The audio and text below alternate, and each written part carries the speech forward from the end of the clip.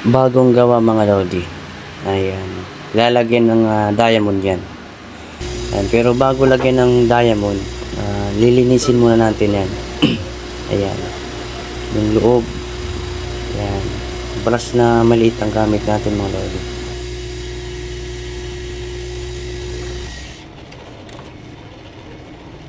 Brush din na maliit sa ibabaw para hindi tamaan yung ibang design, hindi masira. Ayan. Ito na sa kabila. Malaking brush para sa gilid naman yan mga idol. Para sa clean yan mga idol yung brush niya. Ayan.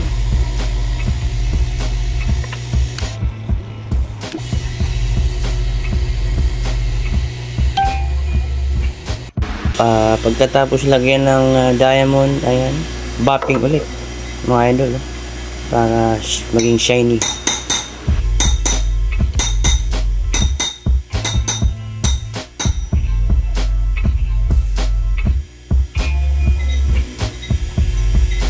Tapos machine, haba ng proseso.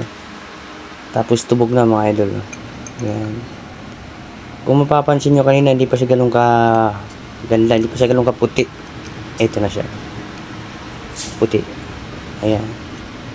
Yan ang finished product mga idol. Wow naman! Yan ang pinakamabiling wedding ring mga idol. Wow. Ang design. Nice.